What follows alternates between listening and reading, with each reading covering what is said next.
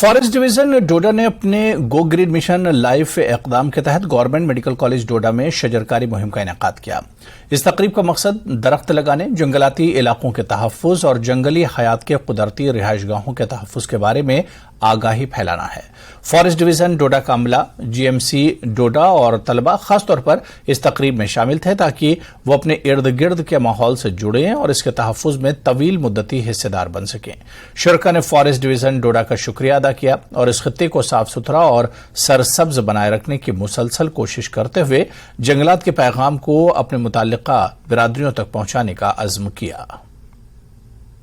बहुत इफेक्ट है वो भी यहाँ गर्मी भी इंक्रीज हो रहे और उससे बहुत सारे इफेक्ट भी हो रहे और ये जो हमारा एरिया है ये सॉइल इरोजन प्रोन है, यहाँ पे स्लाइड होती रहती है जिसकी वजह से यहाँ पे बहुत ज्यादा प्रॉब्लम हो रही है। इसीलिए हम यहाँ पे प्लांटेशन ड्राइव कर रहे हैं सो डैट जो हम यहाँ पर हमारा एरिया है ये मतलब एक तो क्लीन रहे और यहाँ पे जो सॉइल इरोजन है वो बहुत से बहुत कम हो। ये सिर्फ एक साइंटिफिक व्यू से नहीं है कि ऑक्सीजन ये छोड़ते हैं और कार्बन डाइऑक्साइड एब्जॉर्ब करते हैं, ये एक साइंटिफिक फैक्ट है।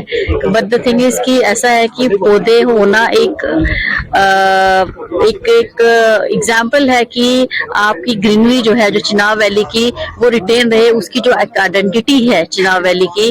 जैसे कश्मीर में इतना हरा भरा दिखता है, वो चीज यहाँ पे भी देखने को मिले। जो स्पीशीज लगाई गई है वो चिनार है, देवदार है, मीलिया है, आपकी बाकी फ्रूट स्पीशीज है और फास्ट ग्रोइंग हमने प्रेफर की है। क्यों? क्योंकि ये ओपन एरिया है, इसमें पहले प्लांट्स बन जाएं, फिर हमने इसमें एस्थेटिक जो हमारे होते हैं उनको भी हम लगाएंगे और आने वाले वक्त में देखेंगे आपका कि जो जीएमसी का कैंपस है यहाँ का, ये हरा भरा होगा और बहुत बढ़िया लगेगा।